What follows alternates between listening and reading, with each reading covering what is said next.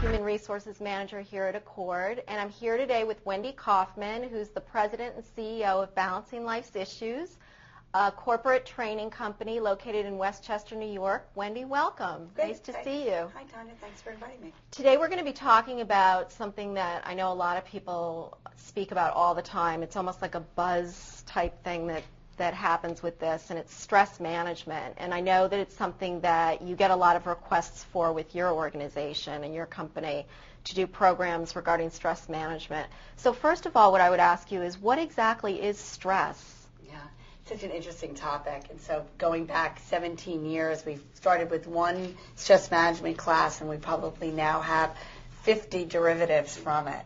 So stress is the best way to define it. It's what happens to your body. It's a physiological condition.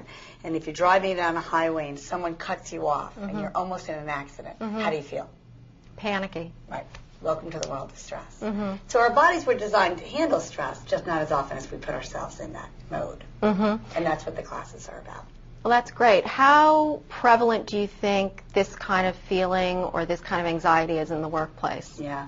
We know that 80% of New Yorkers have some sort of ailment that's related to stress. So I think that statistic speaks for itself, very prevalent.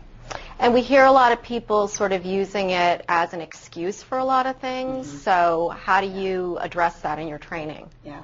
Well, it's good to acknowledge when you're under a lot of stress, and that's certainly important to let your manager know and your coworkers and your colleagues.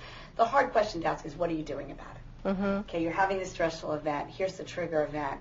The trigger event's never going to change, but your reaction to the trigger event is what we work on. And what types of suggestions or tips do you give people in the class to help them circumvent the stress? You know, the first one is that time is on our side. So everybody takes a deep breath. Even if you try that. It's called breathing. Right. From time to time we forget That's about great. Yeah, yeah. So we talk about breathing exercises. We talk about laughter. Okay. Enjoying situations more. Okay. We talk about getting control of situations. And then finally, I think important is letting some things go. Sometimes we worry so much about something that isn't even going to be an issue an hour, 3 hours, 5 years from now. What about sleep? Because I know more and more people these days are talking about being sleep deprived, and with people sort of working later and feeling like they have more demands put upon them. How does sleep play into it? It's really the foundation. You know, the reality is we can teach you everything right, but if you're exhausted and you can barely keep your head up, it's going to be very difficult for you to make it through a day. And that can be a Monday. Forget getting to a Friday.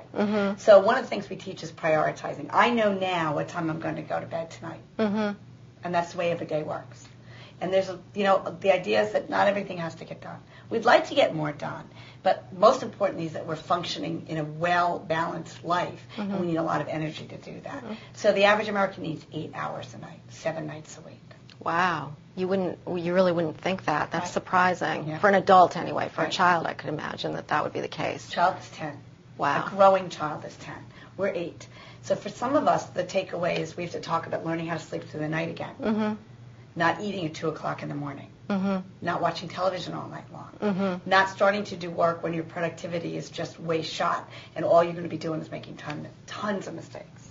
And what can managers in the workplace do to help their employees with regard to stress? Are there some tips that you could give the managers out there? Yeah, I would say encourage them to stop work and go to sleep. Encourage them to come in with a well-rested employee. And the best way to do that is role model it.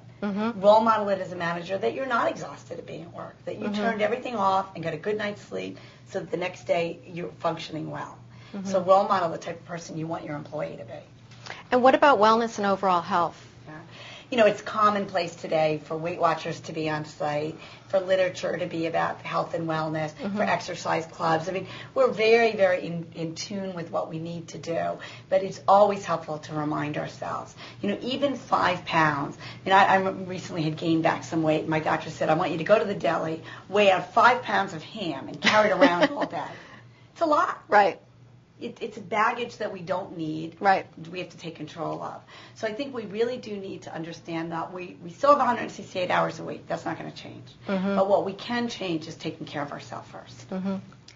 Wendy, I want to thank you so much for being here today to talk about this really important topic of managing people's stress. And thank you so much for being here.